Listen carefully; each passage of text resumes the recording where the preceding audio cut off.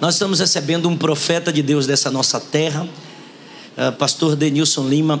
Na minha concepção, na minha humilde concepção, não sei se minha concepção serve para se aferir alguma coisa, mas eu considero esse homem de Deus uma das grandes autoridades do nosso país hoje na área de escatologia, um estudioso aprofundado nesse assunto, e há anos, eu acompanho há décadas esse homem de Deus pregando com autoridade, com convicção, com certeza, com respaldo bíblico, histórico, pesquisas e tudo mais. E eu quero que com muita alegria você o receba no Senhor para nos ministrar nessa noite. Pastor Denilson Lima, por favor, vem aqui enquanto a igreja aplaude bem lindo recebendo esse homem de Deus. Aleluia, glória a Deus. Hoje é noite de ceia do Senhor. Nós costumamos terminar o culto perto de 9 horas. Eu acredito. O senhor está morando em que estado, homem de Deus? No estado do Goiás. Sair de Goiás para pregar 40 minutos, eu não acho válido. O irmão já quer que o pastor faça um seminário. Eu ia dizer 40 minutos, pouco. Aí a gente vai para 1 hora. O irmão já jogou ali 2 horas aí da caixa dos peitos assim. Então vamos parar meia-noite, né? Mas vamos até as 9 horas aqui adorando o Senhor. Quem fica comigo? Amém. Então receba o que Deus tem para a sua vida e aí a gente ceia junto. E aí eu despeço você, tá bom? Amém? Amém. Combinado assim? Amém. Glória a Deus. Receba o servo de Deus, diga assim: Pastor Denilson. Então com força, diga: Pastor Denilson Lima, deixe Deus te usar. Com força. Fique à vontade. Glória a Deus. Meus irmãos, a paz do Senhor. Amém.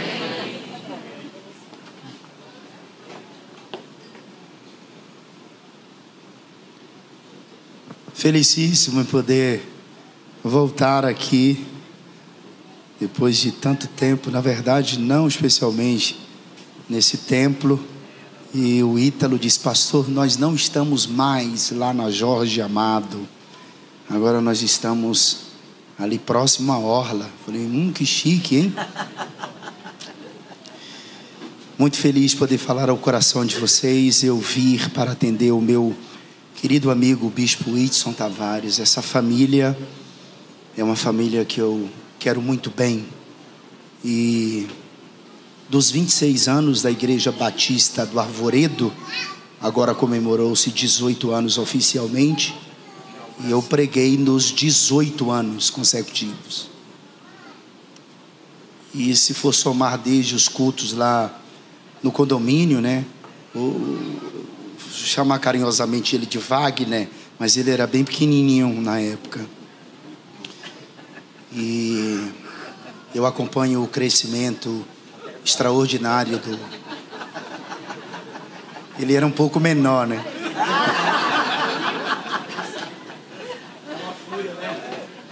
Ela parece parece com a Bispa Cássia, não é? É. E eu já estava aqui meio... Eu caminho com essa família há muitos anos. Essa família eu quero muito bem. Eu respeito muito sua vida. Respeito muito o que você carrega. Você é incrível. Vi você pequeno, vi você crescendo. Vi você solteiro, noivo, casando-se, pai. E agora pastor de um grande povo. E isso é o começo que Deus tem para a sua vida. Deus te abençoe. Dizem que os olhos são cúmplices do coração. Então, o que eu estou falando é verdadeiro. Crisóstomo.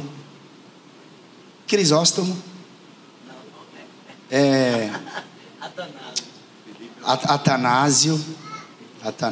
Eu gosto desses nomes, uns nomes meio Tertuliano. Ambrósio. Atanásio. Grandes homens, hein? Deus abençoe a vida de vocês.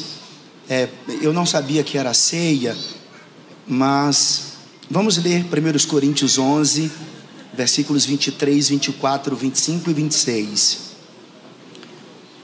Eu serei breve.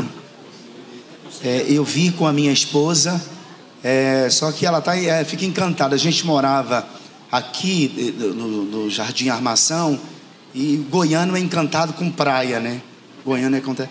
E você encontra às vezes assim um goiano, né? Eu não gosto muito da Bahia não, mas eu já fui lá. Sim, tu já foi lá? Não, eu já fui lá 2 vezes. Mas que diabo tu vai fazer lá se tu não gosta de lá? Mas a verdade é que os goianos amam a Bahia, especialmente por causa da praia. E minha mulher é do Goiás, e a gente tem um filho também nascido no Goiás. Então eles não saem da praia. E já amanhece o dia quando eu procuro e já não está mais na cama. Aí eu falei para ela: vida, fica à vontade, não precisa, a gente está de férias. O Senhor Jesus, na noite em que foi traído, tomou o pão e, tendo dado graças, o partiu e disse: isto é meu corpo que é dado por vós, fazei isto em memória de mim. Por semelhante modo, depois de haver ceado, tomou também o cálice, dizendo: este cálice é a nova aliança no meu sangue. Fazei isto todas as vezes que o beberdes em memória de mim.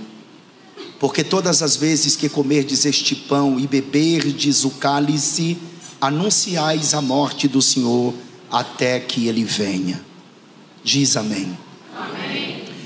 Fazer isto é uma expressão que trata-se de uma ordem de Jesus. Na verdade é um imperativo, uma ordenança para a igreja.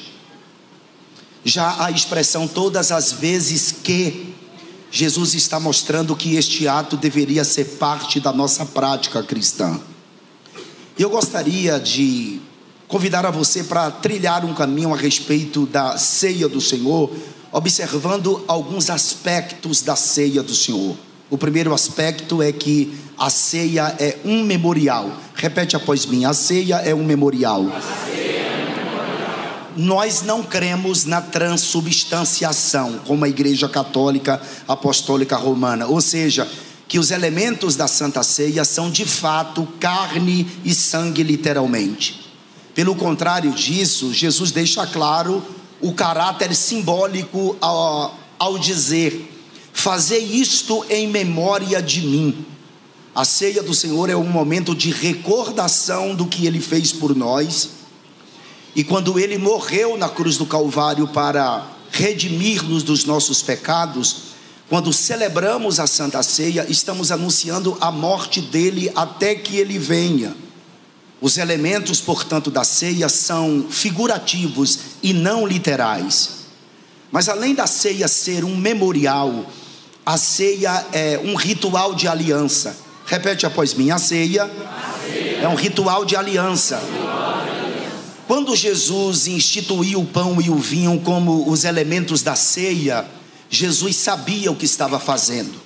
Para os judeus, o pão e o vinho faziam parte de um ritual de aliança de sangue, que é o mais alto nível de aliança a que alguém poderia se submeter. Ao contrair uma aliança deste nível, as duas partes estavam declarando que estavam misturando suas vidas, e tudo que era de um passava a ser do outro e vice-versa. Por isso, Jesus declarou na ceia que o cálice era a aliança no seu sangue, estabelecendo com isso na ceia um ritual de aliança.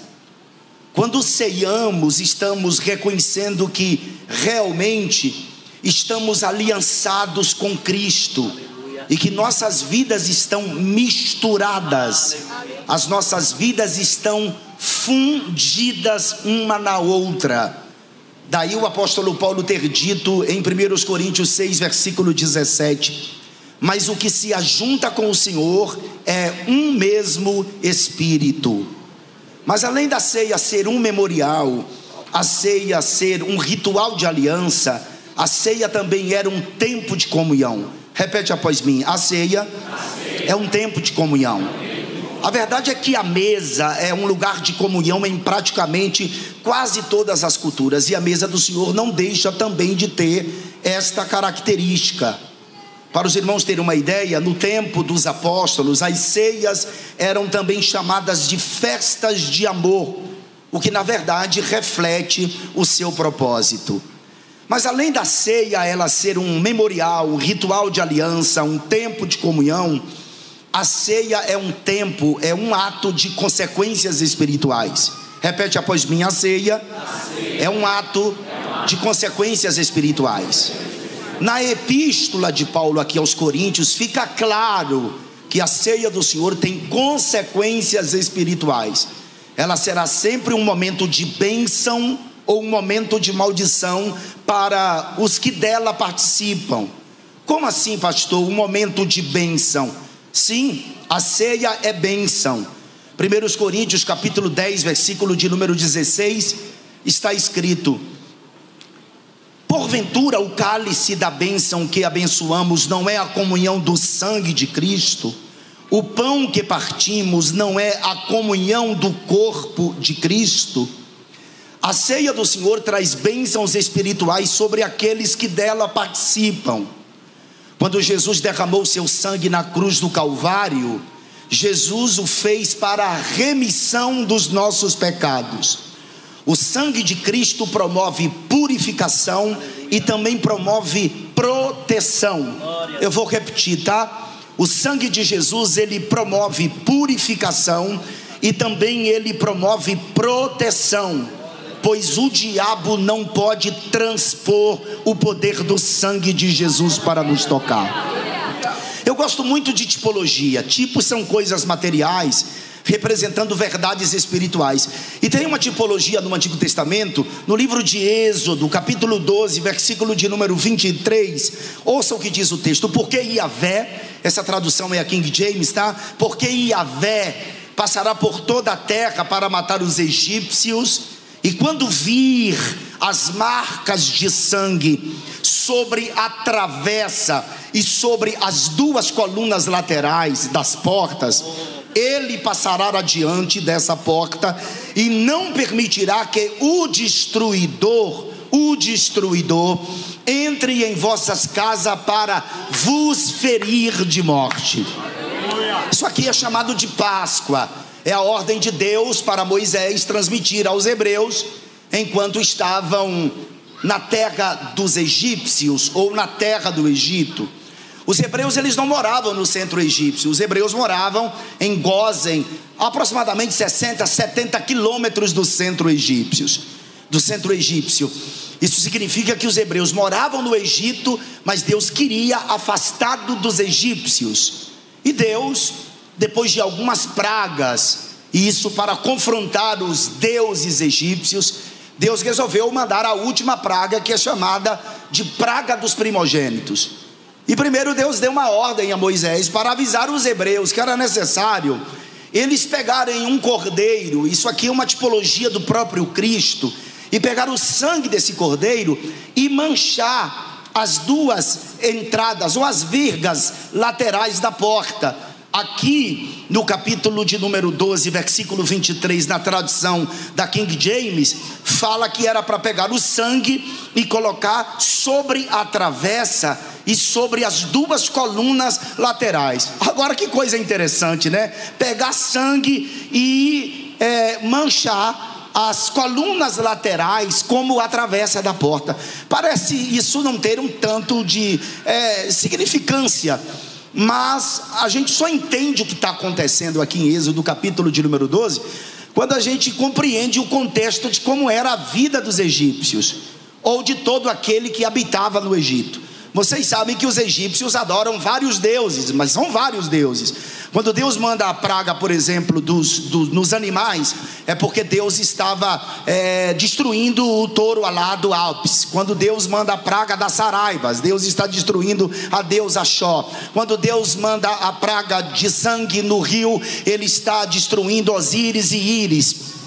Por isso que no Apocalipse tem aquelas pragas que a gente pode interpretar como parcialmente sendo igual às pragas que Deus mandou no Egito. E por último tem a praga dos primogênitos. Deus falou aos filhos de Israel: peguem o sangue do cordeiro e manche a travessa e as laterais de cada porta. Mas por que pegar o sangue e manchar a travessa e as laterais da porta? É porque em cada casa egípcia, como eles adoravam vários deuses, nas travessas, nas laterais da porta, havia a inscrição de um deus, que era chamado de o Deus protetor das famílias. Aí Deus diz assim, pegue o sangue e vocês cubram o nome desse demônio aí, desse Deus que é adorado, que eu vou mostrar para vocês quem sou eu. Porque à meia-noite o anjo da morte, o destruidor, vai passar pela terra do Egito e vai matar todos os primogênitos egípcios.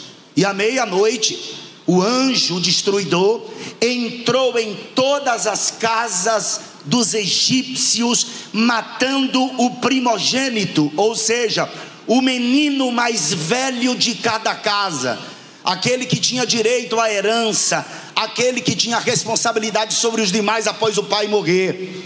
E o destruidor, após matar todos os primogênitos egípcios, ele vai lá para Gósen para matar os primogênitos dos filhos dos hebreus.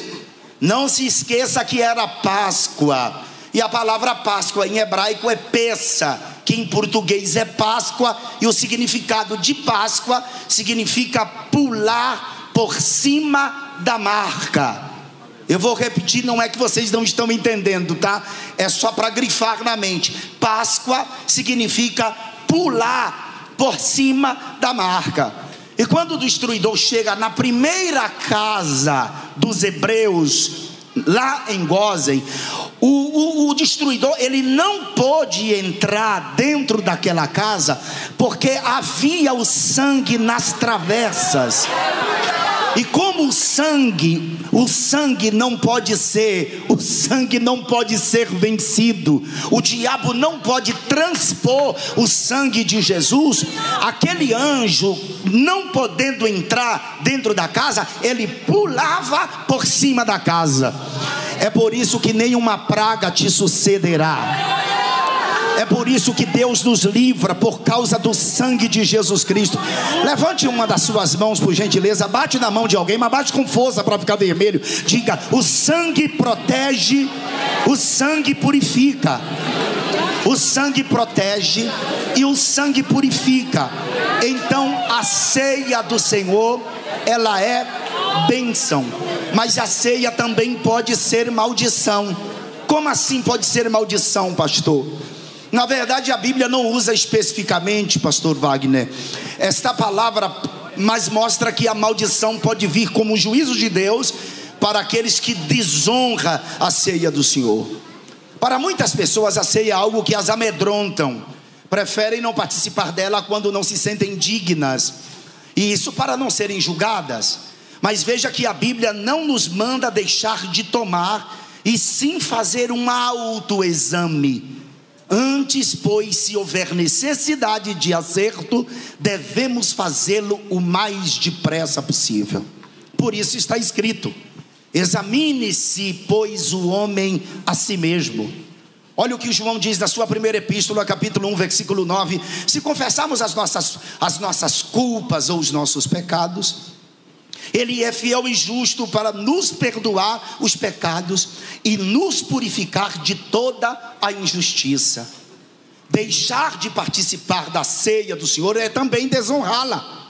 Devemos ansiar por esse momento, o momento de participarmos desse ato, que eu acredito que é o ato mais extraordinário da vida cristã. Aí você deve estar perguntando: pastor, a ceia, ela é um memorial, a ceia é um ritual de aliança, a ceia é um tempo de comunhão, a ceia é um ato de consequências espirituais, ela pode ser bênção, também pode ser maldição. Mas me diz, quem pode participar da ceia? Quem participa da ceia? A ceia, como um ritual de aliança, que ela destina-se apenas àqueles que se encontram aliançados com Cristo, ou seja, aos que já nasceram de novo e estão em plena comunhão com Deus. Eu sei que há igrejas que servem a ceia para quem ainda não foi batizado. Aqui não faz assim. Não, aqui não faz assim. Há igrejas que servem a ceia para quem não são batizados nas águas. Mas quando olhamos para o texto, e esses dias, irmãos, a internet deu voz a todo mundo. Tem uma frase célebre, é um tanto chula esta frase de um pensador francês. Ele diz: a internet deu voz a muitos, inclusive aos idiotas. Irmãos, a internet é um campo minado. Você já percebeu que a internet, tudo é perfeito na internet? Por isso, tenham cuidado com a internet, principalmente a respeito de cortes. Teólogos ainda de fraldas que querem doutrinar as pessoas. Esses dias um jovem postou um vídeo dizendo que Caim era literalmente filho de Eva com a serpente, porque Eva praticou sexo com a serpente e acabou nascendo Caim. Aí vem crente perguntar para mim no meu Instagram se isso é verdade. Isso é o cúmulo do absurdo, meus irmãos. Outros crentes, porque agora está na moda. A igreja que Jesus fundou, e eu preguei até sobre isso hoje de manhã, a igreja que Jesus fundou foi a Igreja Católica Apostólica Romana. Irmão, Jesus não fundou igreja institucional. A igreja Jesus projetou na eternidade, nasceu no Calvário e foi inaugurada em Pentecostes. Como assim projetada na eternidade e nasceu no Calvário? Quando Jesus morreu, que perfuraram o lado de Jesus, o que saiu do lado de Jesus? Saíram duas coisas, quais foram? Sangue e água. A mesma coisa que sai quando uma mulher está parindo um filho. Ali nasceu a igreja. Jesus não fundou uma igreja institucional. Jesus fundou a igreja invisível, a igreja composta pelos de fato salvos. Esta igreja que tem o nome escrito no livro da vida, e a Arena do Imbuí faz parte disso aqui, é verdade? Grita glória ao nome de Jesus nesta noite. Então, para participar é preciso fazer parte do corpo de Cristo. Mas pastor, só batizado nas águas é quem pode participar da ceia? Sim, meus irmãos, sim, é só quem se batizou nas águas. E falando de batismo, bispo, hoje existe uma discussão na internet sobre batismo com o Espírito Santo. Tem crente que está na nossa igreja pentecostal e é adepto da teologia reformada. Ele não crê em línguas estranhas. Você está no lugar errado, irmão. Jesus continua batizando com o Espírito Santo. As pessoas só têm que entender uma coisa, ó. Existem vários tipos de batismo na Bíblia, sabe? Vários tipos. Batismo com o Espírito Santo, batismo com fogo, que não está desassociado, porque tem as pessoas que gostam de complicar, porque acha que a fala de João Batista, quando disse em Mateus 3, que Jesus batizaria com o Espírito Santo e com fogo, esse fogo é um batismo no lago de fogo, a penitenciária eterna, para onde serão lançados depois de Apocalipse 20, os ímpios. Bispo, não existe batismo em lago de fogo. É que o fogo aqui está intimamente ligado ao batismo com o Espírito Santo, porque o fogo purifica. A Bíblia fala de batismo no corpo. É quando você se converte, você passa a ser membro do corpo de Cristo. A Bíblia fala de batismos de angústia. Você já participou desse batismo? Não, eu te aconselho que não. É o batismo que Jesus passou em angústia quando estava no Getsemane. A Bíblia fala de batismo de confissão pública. Sabe o que é isso? Era quando um gentio, ele confessava publicamente que estava se tornando um judeu, ou da religião dos hebreus. Lá no livro de Ruth, como que era, pastor? Para se tornar um muçulmano é Ilá, Muhammad, Rasulullah, por exemplo. Para você aceitar Jesus, você levanta a sua mão e confessa. Para se tornar judeu naquela época, ou do judaísmo, tinha uma confissão pública. E uma das frases era esta: o teu povo é o meu povo e o teu Deus é o meu Deus. Isso também é uma espécie de batismo. Você quer ver um outro tipo de batismo que é considerado uma mitzvah? O tempo em que a mulher estava menstruada, e após o ciclo menstrual, ela passava pelo período da purificação, e a mulher se banhava com água. Não lembra de Davi? O adultério de Davi foi por conta disso. Davi estava em cima do palácio. Davi morava numa casa 15 metros de altura aproximadamente. Ele via tudo ao redor. A Batseba não estava ali de propósito se banhando. Ela estava se lavando da purificação, ou estava se purificando. E Davi a viu, porque ele estava lá em cima, no terraço da sua casa. E quando ele avistou, ele mandou buscá-la. Quando Davi entrou a Batseba, perceba que Batseba logo engravidou, porque ela estava no período fértil. A mulher, quando menstrua, é para ovular, e é por isso que Batseba, ela logo engravida, porque ela estava no período fértil. O seu banho era saindo exatamente do período da imundície. E o outro batismo aqui é o batismo nas águas. Pastor, mas batismo nas águas para ceiar? Sim, amados, todo mundo precisa se batizar. Olha o que Paulo fala em 1 Coríntios capítulo 10, versículos 1, 2, 3 e 4. Portanto, irmãos, não quero que ignoreis que nossos antepassados estiveram todos todos debaixo da nuvem, e todos passaram pelo mar. Em Moisés todos eles foram batizados. Olha só, em Moisés todos eles foram batizados na nuvem e no mar. Irmão, até a nuvem batizava o povo, o mar batizou o povo. Todos comeram do mesmo alimento espiritual e todos beberam da mesma bebida espiritual. Além deles serem batizados, ainda eles cearam, meus amados. E todos beberam da mesma bebida espiritual, porque tinham uma sede saciada pela rocha espiritual que os acompanhava. E essa rocha era Cristo. Aleluia. Você já viu uma rocha seguindo o povo, meus irmãos?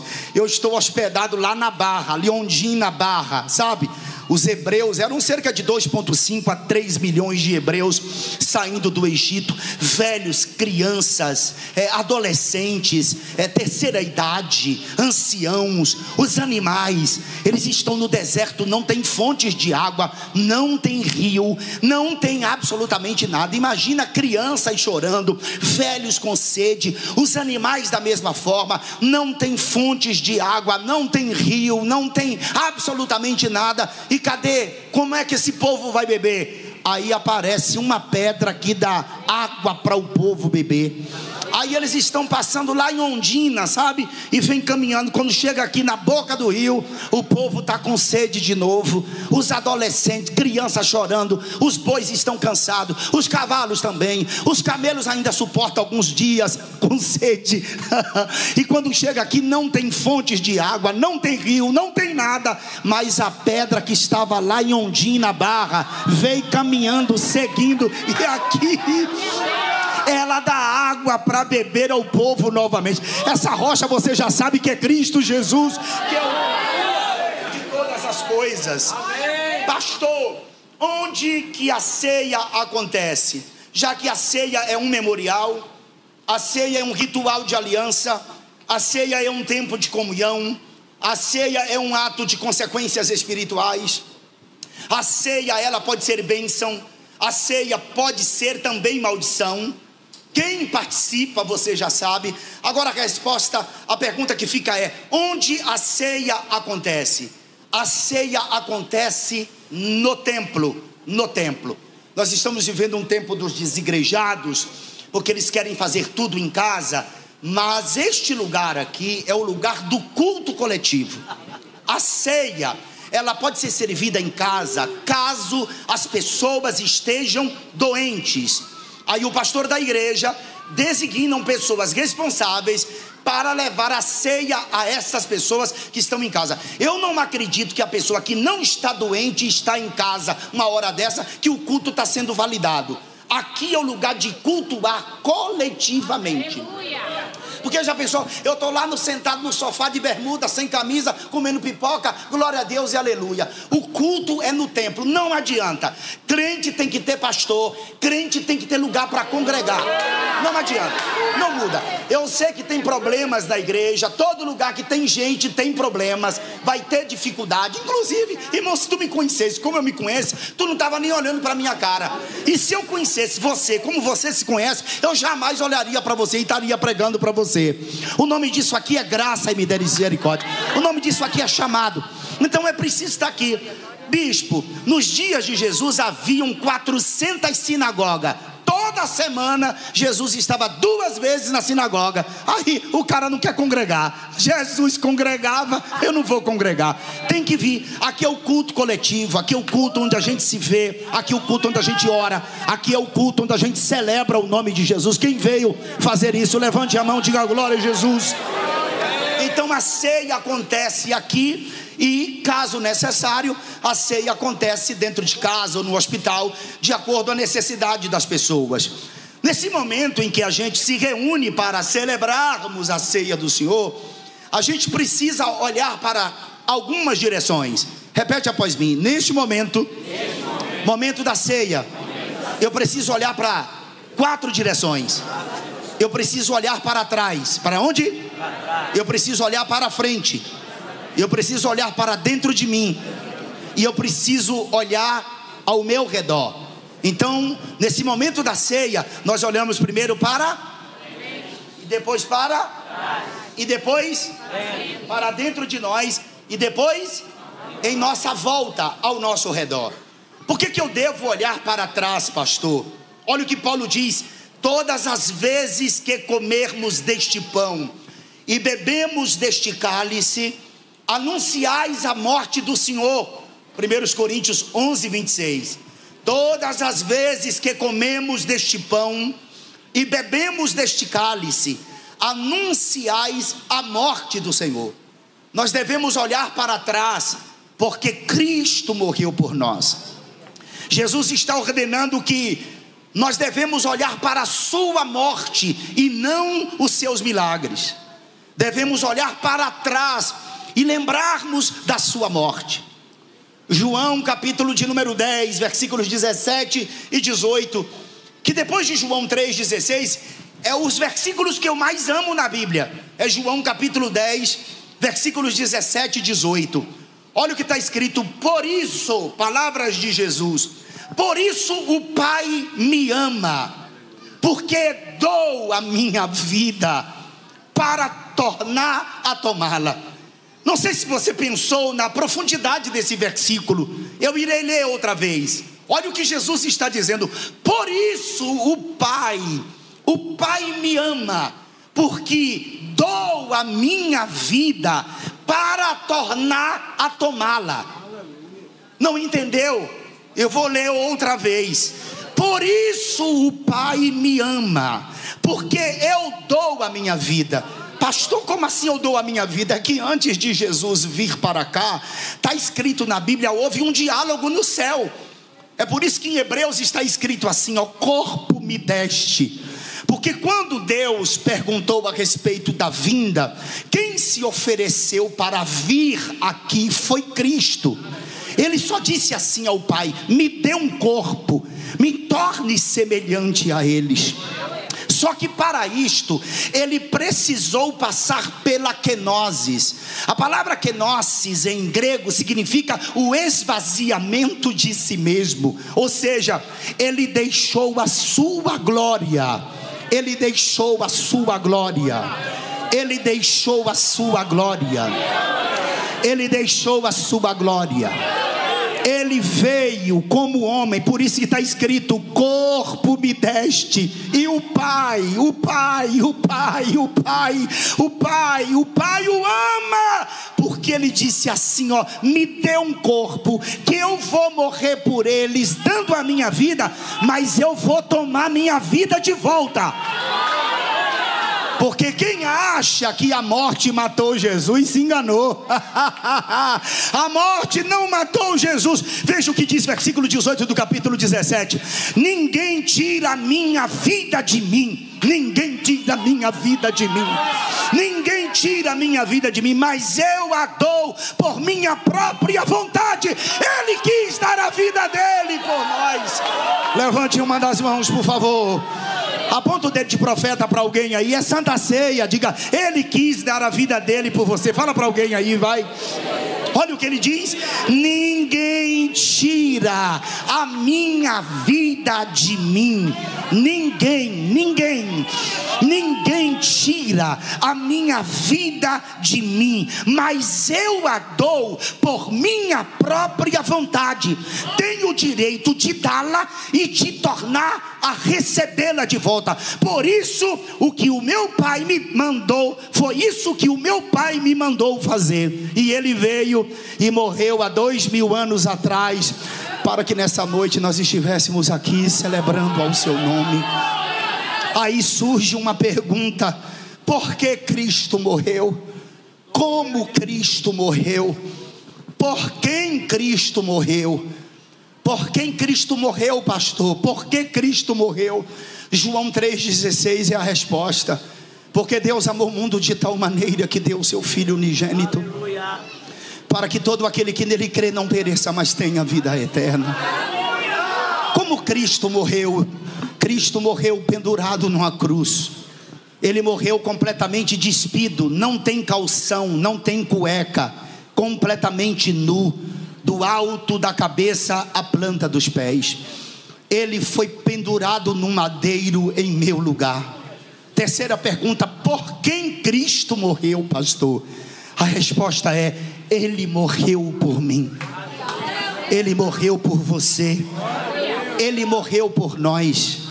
Mas Ele não apenas morreu, Ele ressuscitou ao terceiro dia. E aqui está noite de celebração, porque Cristo ressuscitou, meus irmãos.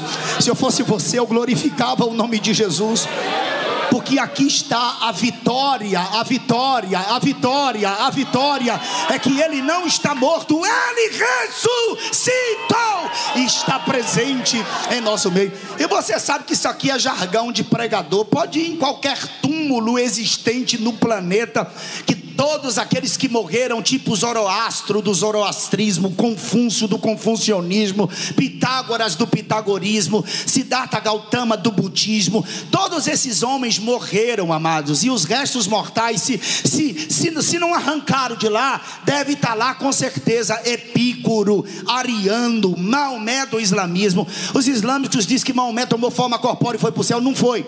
Foi sepultado em algum lugar. Os restos mortais estão em algum lugar. James White do Adventismo do sétimo dia, os restos mortais estão no sepulcro. Thales Tazel Russell da mesma forma. Allan Kardec lá em Paris, lá no mausoléu bonito que tem lá, a lei da reencarnação é nascer, viver, morrer, reencarnar e viver sempre. Todos os restos mortais de qualquer homem, de qualquer imperador, de qualquer rei, jazem nos seus respectivos sepulcros. Mas em Jerusalém, logo na entrada do sepulcro dele, tem uma placazinha lá, todo mundo lê em inglês, que ele não está mais aqui, porque ele ressuscitou.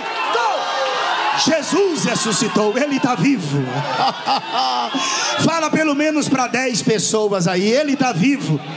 Está faltando música aqui, não está? Glória a Deus, Ele está vivo, meu irmão. Jesus ressuscitou. Jesus ressuscitou. Jesus ressuscitou. Isso aqui é poético. Jesus matou a morte.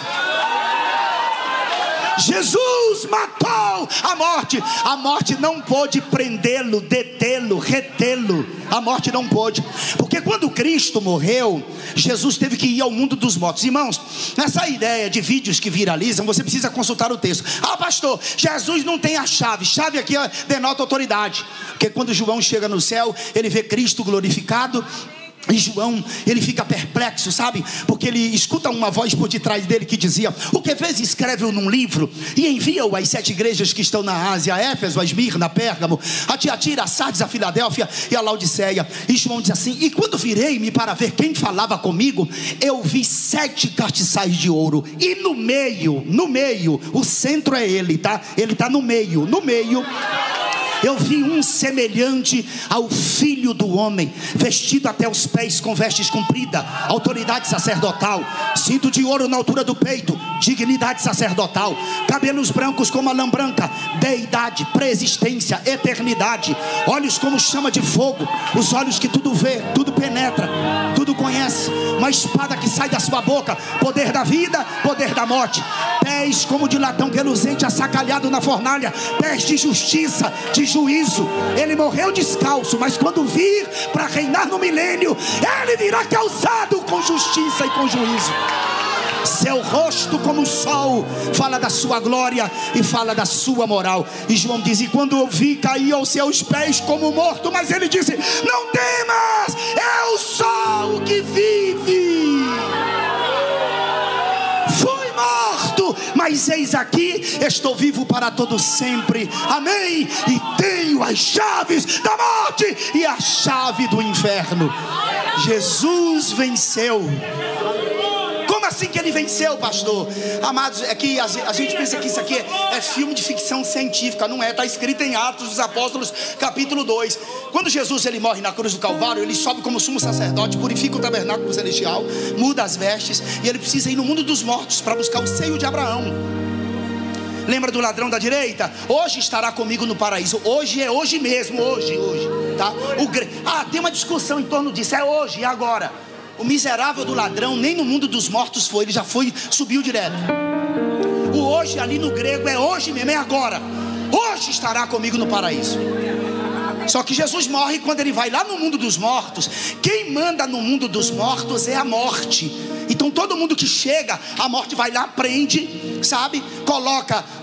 Colocava no seio de Abraão, que era o lugar dos salvos. E aqueles perdidos a morte levava para o lugar de tormento, onde estava aquele homem do texto de Lucas 16, 19 ao 31. E quando Jesus chega lá, que a morte vê Jesus, pode ler o Salmo 18, Salmo 22, que é tudo salmo que fala sobre Cristo.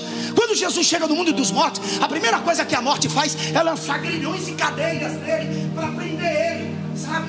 Aí o doutor Lucas, no capítulo 2 de Atos dos Apóstolos, diz assim, ó: não tinha como a morte detê-lo.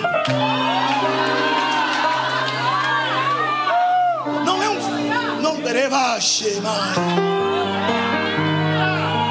um filme de ficção científica. É a morte lança cadeias, grilhões, correntes e tudo que vai lançando. Aí o pregador quebrou tudo. Nada, mentira.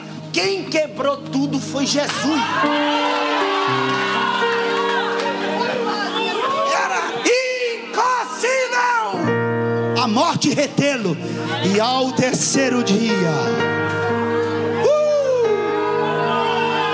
agora é com você o Espírito Santo. Jesus está vivo e nós celebramos.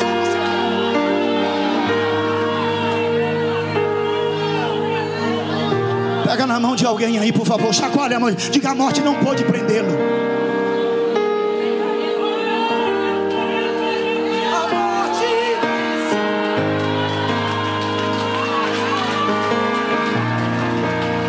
a tumba,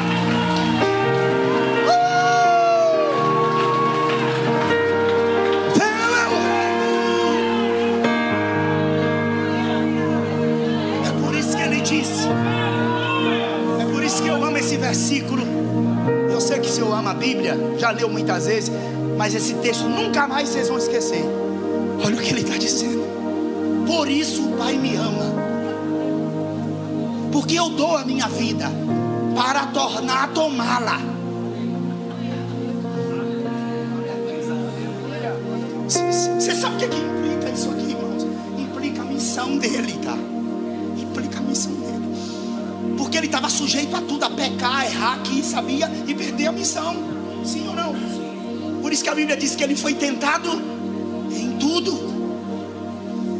O que ele está dizendo assim, ó: eu vou, me dê um corpo que eu vou. E ele fez uma promessa ao Pai: eu não vou errar. Em outras palavras,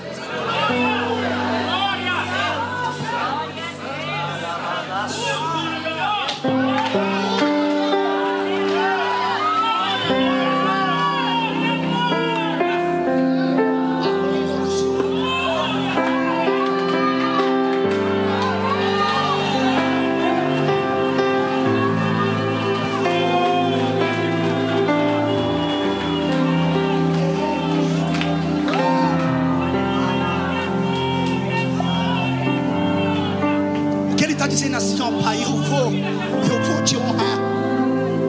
Eu vou te honrar. Eu vou honrar o Senhor. É por isso que ele disse assim, ó: eu faço a vontade do meu Pai que está no céu. Ó, tu sabia que eu posso prender você? Eu posso te matar, mandar soltar? Você está enganado. Nenhum poder é dado ao homem se não vir do meu Pai. Só acontece comigo se meu Pai quiser.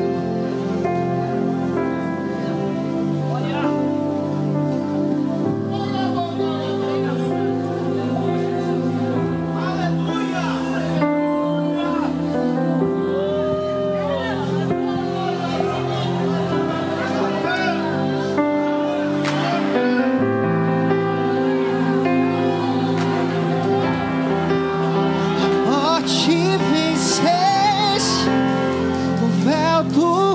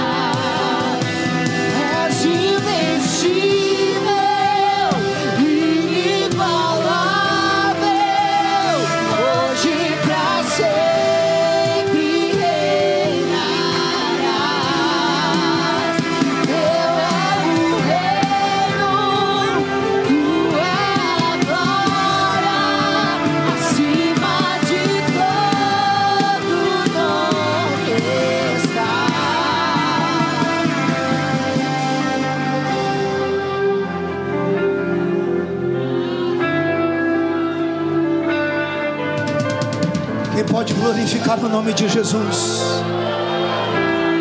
Quem pode glorificar o nome de Jesus? Quem pode glorificar o nome de Jesus? Quem pode glorificar o nome de Jesus? Quem pode glorificar o nome de Jesus?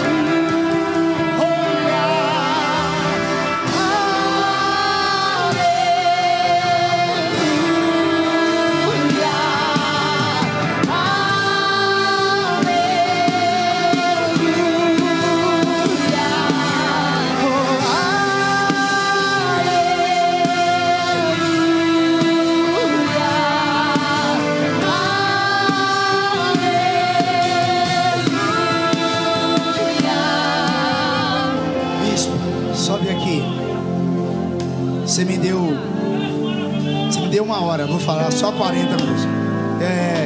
Eu vou deixar olhar para frente, olhar para dentro, olhar ao redor e o compromisso. Numa próxima oportunidade, não deixe de me trazer aqui não.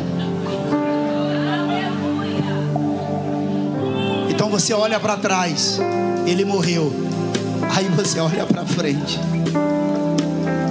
Você olha para frente. Porque ele vai voltar. Ele vai voltar.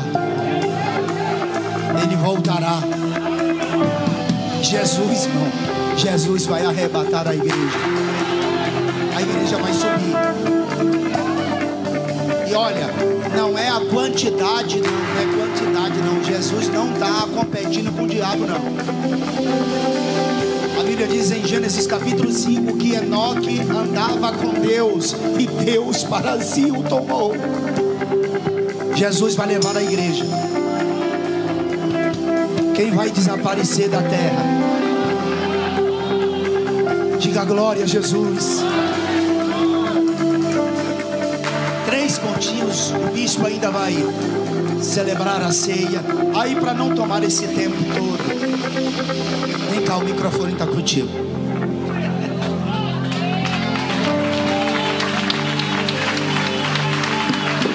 Ele está vivo.